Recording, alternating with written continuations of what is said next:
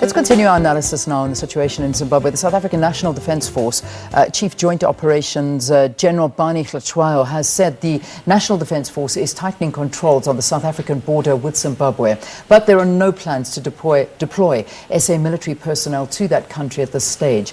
The General raised concerns about a possible flood of immigrants to SA should the situation in Zimbabwe worsen.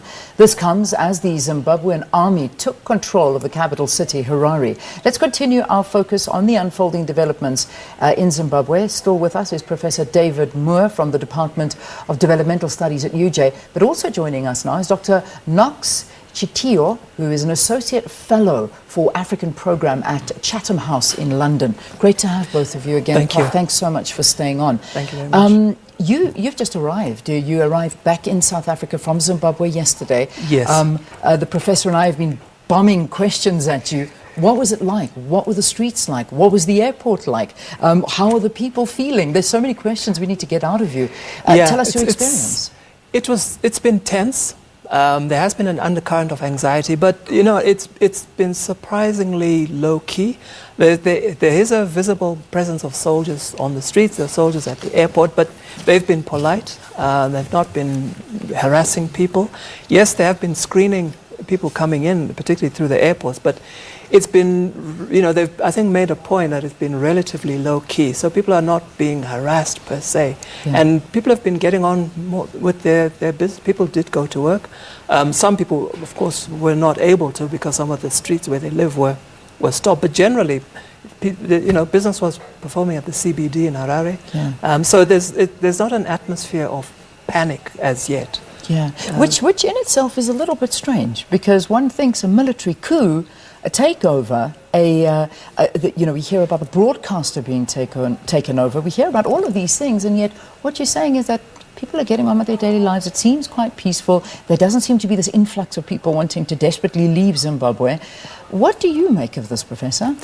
Well, remember on Monday night, Constantino Chiwenga made the announcement that the president's office had been infiltrated by counter-revolutionaries and purgers, and that this would be an effort. And remember, he gave advance notice. You don't often give advance notice you're going to do a coup. But they were very careful to say it's not really a coup of the state, it's a coup within the party, or it's an effort by the military to discipline the party to protect Robert Mugabe from these evil G40 peoples. And so it's been a very subtle move to keep that discourse down, and you know, so not the SADC troops or whoever wouldn't be encouraged to come. People are saying, no, we don't need outsiders, it's an inside job. But of course this has been discussed beforehand in SADC circles. Mnangagwa is a very, very careful operator. The generals he has on his side are very, very careful. We could see this happening, as your editor was saying.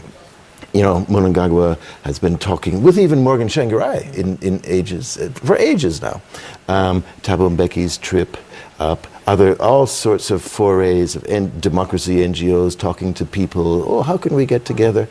So maybe the people aren't surprised. And you know, the Zimbabwean people do talk a lot about politics. They probably know more than most of us academics and journalists. So maybe they weren't surprised. Yeah. You know, there's so many different versions of events that are unfolding and so many different narratives. Some people quoting Zimbabweans as saying, this is possibly the most exciting time in Zimbabwe's history. And yet other people are very, very nervous of the uncertainty that may unfold. What do you make of it? Is it an exciting time for Zimbabwe? Can they finally see some change coming their way, some good change coming their way? Because Zimbabwe has been in a very difficult position for many, many years, where we've seen President Robert Mugabe go from basically being described as the liberator of Zimbabwe from British rule to what is now being described as a dictator. Well, absolutely. I mean, particularly Zimbabwe's economic trajectory, you know, in the 80s and 90s, it went up, and then from the late 90s and 2000s to now, the trajectory has been steadily down. And so this is a very significant moment in Zimbabwe's history. There's no question about that. I think people are tired of being tired, if one can put it that way. People wanted something different. You know, yes, that the military are being the the guardians and the gatekeepers and the drivers of this change is controversial, but people are saying, look, things have got to change. People want a decisive transfer of power, and people are hoping that this can be a gateway to a revival of the economy, and for us as Zimbabweans to see, because what's happened is Zimbabwe, we've become almost from a nation to being a country. And people are hoping that this can be a gateway to, us becoming a nation again and reviving the economy in particular. So this is very, very significant. Yeah. You know, the Zimbabwe military has been very, very careful to ensure that their presence in the capital and the events that have followed are not a coup. They are not calling it a coup. They are instead calling it a military takeover. Now, perhaps you can help me and our viewers understand the difference. When does a military takeover become a coup? Anyone want to tackle that question for me?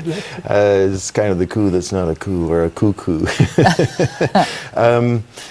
I think they tried to say this is within the party, but of course in Zimbabwe the state and the party are so intertwined and so fused you can hardly tell the difference. It's a party state. So a lot of this is semantics, really. When you arrest or detain, or the military police are taking some of the G40 members into the barracks under guard, that's getting pretty close to a coup. When Chombo's security guards are firing back at the troops and possibly 2 people killed, that's pretty close to a coup. So it's a lot of semantics. Another thing is a peaceful transition. But what happens if, in these negotiations that are going on now with South Africa's or SADC's envoys, what happens if Robert Mugabe is still influenced by his beautiful young wife, 52 years old, and says, no, I'm not going to do it. Yeah. Then the brick wall is up there. Then all these carefully laid plans of mice and men become very complicated. Yeah. And you've got to act very quickly, and you've got to make sure that the surrounding countries are going to support you. I think to suggest, though, that this is really indicating massive change is probably a bit wrong, because we're still talking about the generation of Robert Mugabe.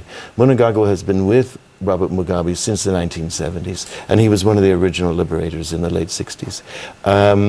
He's 75 years old. He was the key architect of Gukurahundi, in which thousands and thousands of Ndebele people were massacred. If Morgan Tsvangirai joined a transitional government with someone like that, what happens to Matabele land supporters?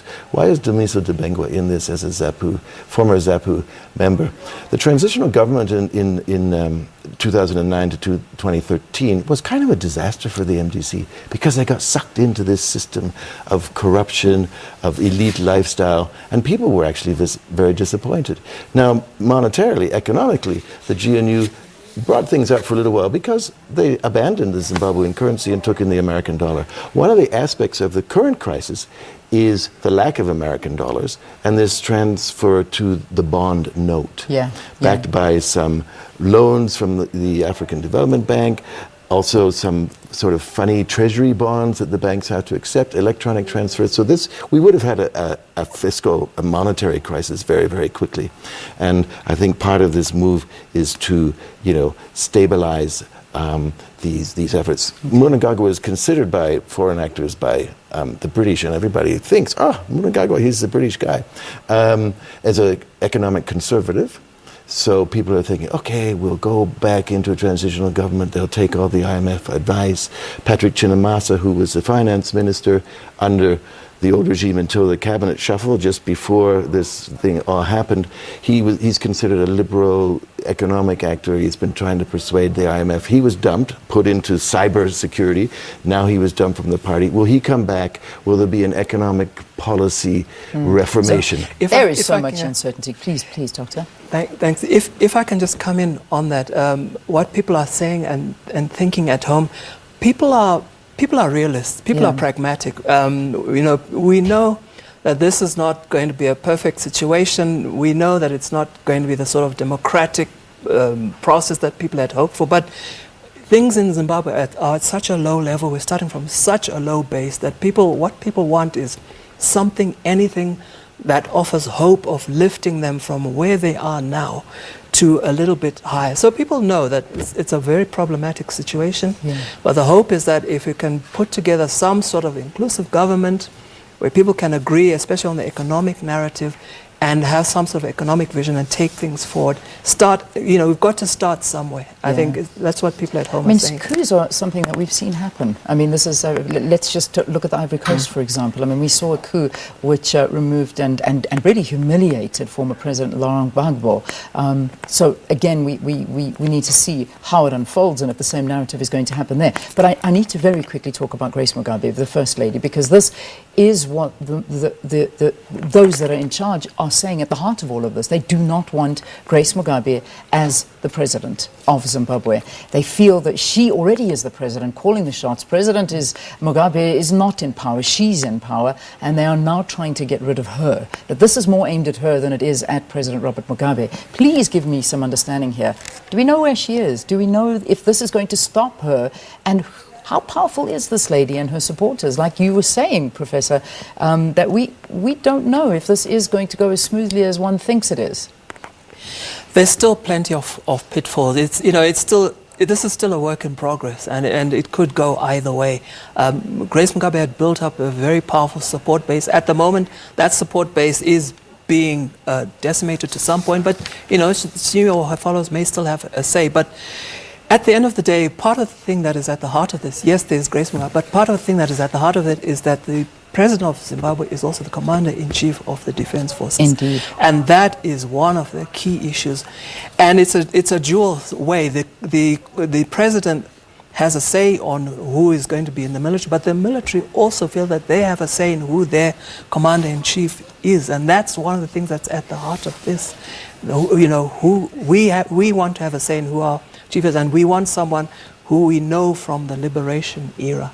That's one of the things that's been at the heart of this. Gentlemen, I have to leave it there, although I know there's so much to talk about more, but I think you've given us a clearer understanding as to what's going on and also where to from here. Professor David Moore, the Department of Development Issues at the University of Johannesburg, and Dr. Knox Chitio, who's the Associate Fellow for African Programme at Chatham House in the UK. We'd love to hear from you. Please do send us your tweets and comments at Morning Live SABC with the situation regarding Zimbabwe. It's 7 o'clock.